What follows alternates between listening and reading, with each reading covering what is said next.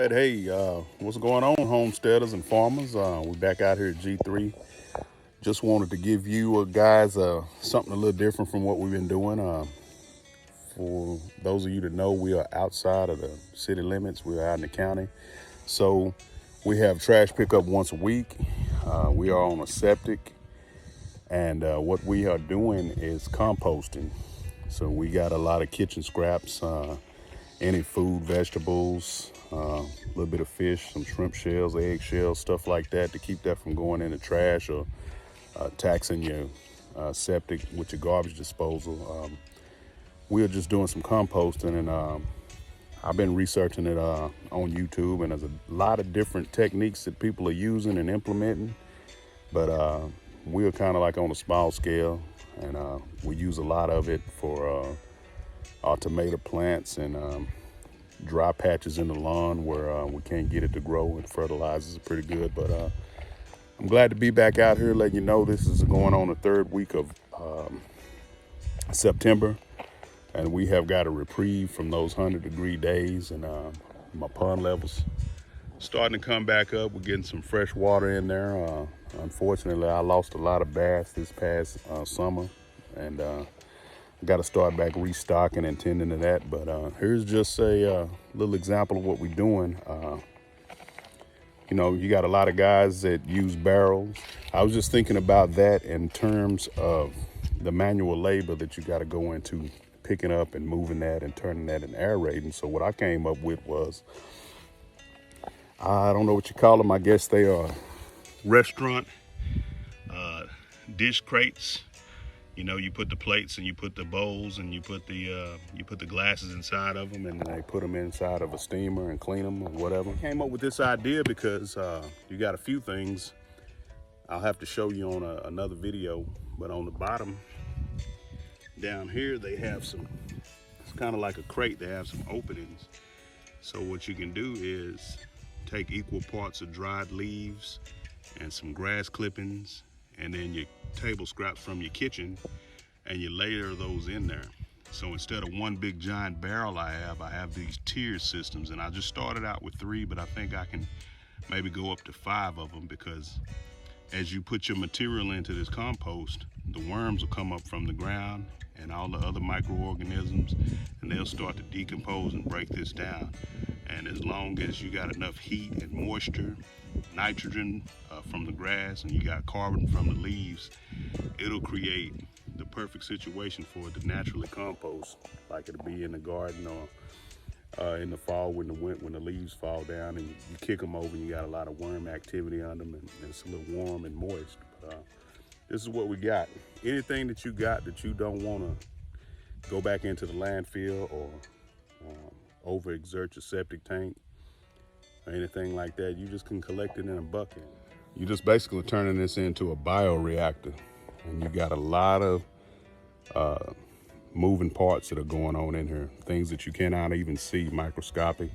But if you got good worms in your dirt and your soil, they'll help accelerate that decomposition. And what I plan on doing is setting these up, maybe 3, maybe 4 or 5, and instead of having to come out here and rotate them by hand with a pitchfork, a shovel, or whatever, however you have to turn this every 3 or 4 days to aerate it, it's already getting some air inside of these crates that do have vents on them.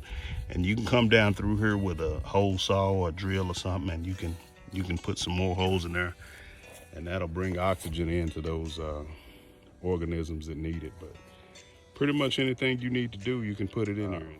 This is a pretty good operation, and it seems to be working well. When I started unstacking them, I can feel the heat coming off of them, and that's what you want. You want that decomposition to start building up a certain temperature, and it'll start reacting. Instead of 55 pounds or 55-gallon drum worth of debris, I've got 15 or 20 pounds that I can rotate and manipulate and shake and aerate, and I can kind of dig around in there and see what's going on at every level. And I'm probably gonna get some more and stack them up, maybe 5 or 6. So as this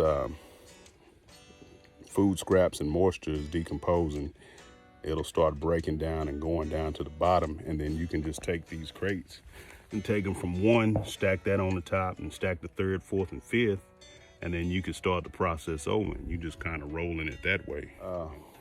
Hopefully this can help somebody. It helps me out because I'm doing a lot of this by myself and putting the muscle and the work in, and I think it's a pretty good idea, so y'all let me know. Like and subscribe. Thanks for watching.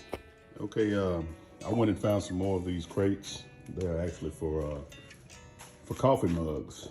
You know, a lot of restaurants use them, and you put your coffee mugs and your glasses in there and you clean them out or whatever. But essentially, I've already taken the time and cut some of the inserts inside of them out, the dividers, and come up with one empty space. And what you do, you got you can take 3 or 4 of these and stack them how you want to. You can fill them with your materials and your compost. About every 5 to 6 weeks, you can have a good compost mixture broken down. So I'll just say at this first one on the ground, we'll call that week 1. And you got week 2, week 3, week 4, 5, and 6, and so on. Okay, so here's me starting off another compost. This is the one I started. I had to go add another tier to it because I ran out of space pretty quick, a little quicker than I wanted to, but probably gonna stack those up maybe 5 or 6 high. But here's the one on the bottom. Like I was saying, I get equal parts. I got a fork full of this grass clippings, a fork full of those leaves in the back. That'll be your carbon and your nitrogen. And then this little dirt right here, I've already been digging it and putting it in the ground, and I've been putting this pallet on top of it to keep raccoons and stuff from digging through it. But this is what you got. So basically what I'll do is I'll root around in here and I'll make a nest. It's an avocado seed. It's been in there. You see it's breaking down. Anyway, I'll make a nest down in here, dig me a hole, and then I'll pour those scraps in there, and then I'll cover them back up. If I got more, then I'll add another tier. This will be my 2nd week. And then you just build that up as you go. Like I said, you got 1 all the way down to 5 or 6 or however many you want. And instead of having 1 barrel that you got to get out here and figure out how to turn and churn and get this fork into, you just pick them up and you stack them like Legos. And then you got that same amount of volume and weight inside of there, and it's sturdy enough to where the critters ain't gonna dump it over and mess up your bioreactor. So, and like I say, these are vented on the side, so they get a lot of air in there over time. And I'm really excited about what I'm gonna be able to make out of this, and all of the plants I'm gonna be able to fertilize for basically recycling scraps from the yard and from the kitchen. So.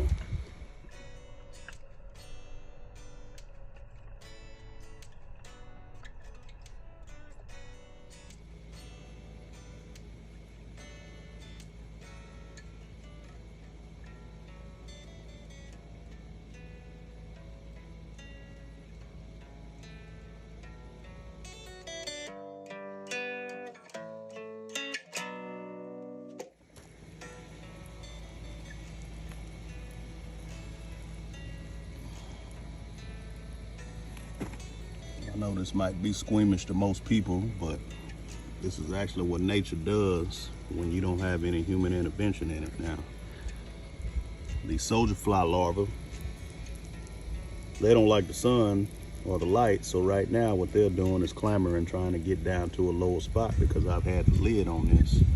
I've had another tier on this, but all of this was food scraps just a week ago. And you can see they got plenty of oxygen coming in. And this is actually a very healthy colony of soldier flies. Now, I have been doing some stuff where I'm trying to get some red worms, earthworms and stuff, but it's just been so drought, so they hadn't been coming up. So the next thing you got are soldier flies. And these guys will live to eat and break down and compost for about 35, 40 days until they're ready to climb out and go on and grow into a parent soldier fly. And what they'll do is they'll turn into this thing, which looks like a wasp, but it doesn't sting. It doesn't have a mouth. It just has a sucker, and it just drinks liquid and water. That's just a common house fly right there. But these soldier flies, they even though they're flies, they don't like rotten flesh and meat and stinky stuff. So if it's gonna be smelling, you probably won't get any soldier flies in it. Okay, here goes some more kitchen scraps I put in. A little bit of lettuce that had started wilting, and some tomatoes and eggs, eggshells. You got paper towels, you know, say you're wiping down the counter or something, that'll break down. Got a little mushrooms and shrimp, you know, leftover stuff, zucchini that went bad.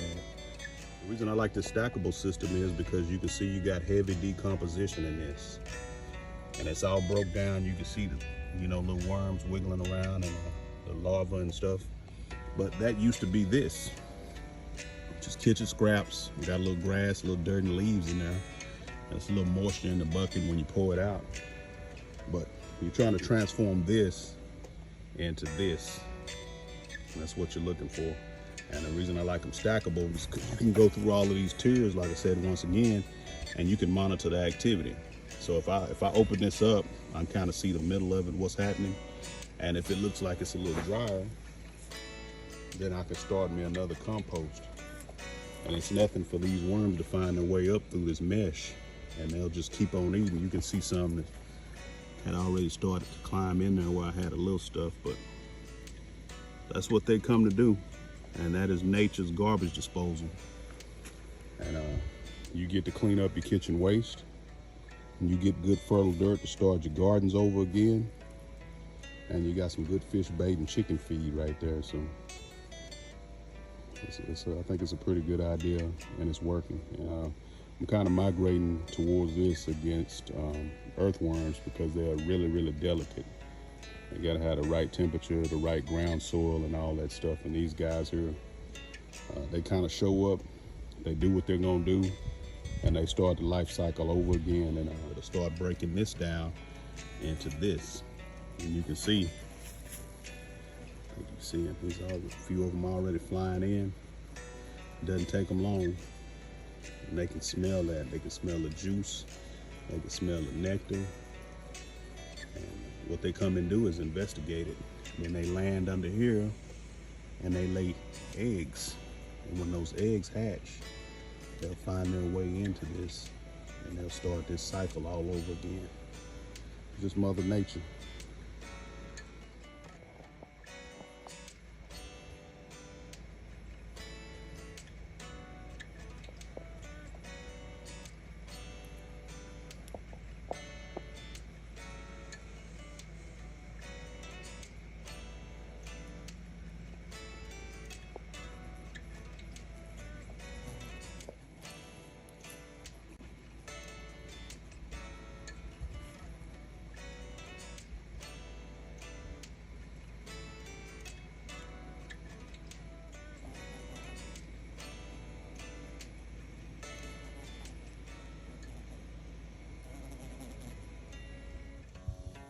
This is a product you can pick up at your local feed store.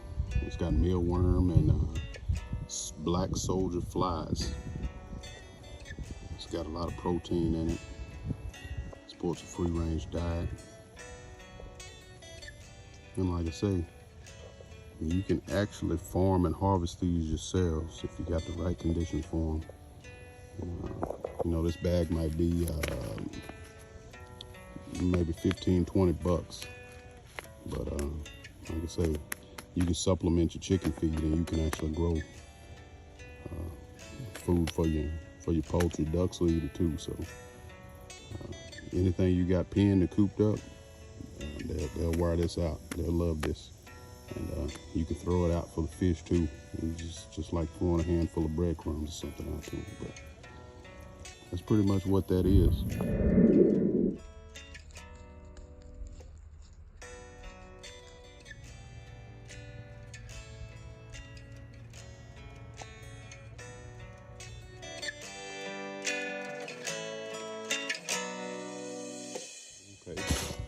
So I'm back out here at my compost colony. The temperature's kind of changing a little bit. It's cooling off, and a lot of these soldier fly larvae are going dormant, but here's a lot of them that are still working. It's not really for the squeamish, but they are really harmless. And like I say, what they do is they come in here and break down all this material and start turning it into this.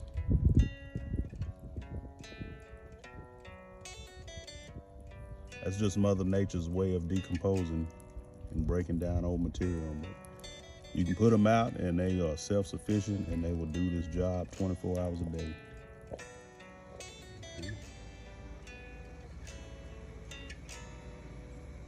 Yeah, here's different levels of composting, and here's the final level.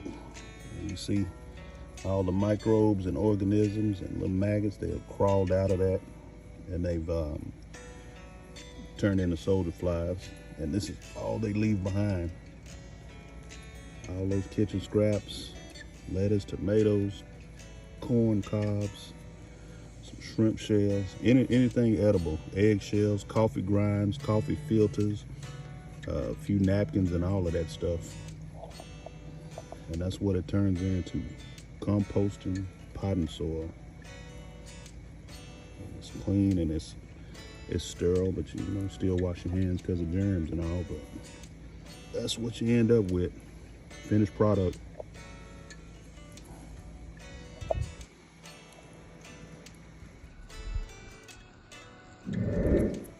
Fine, unsifted.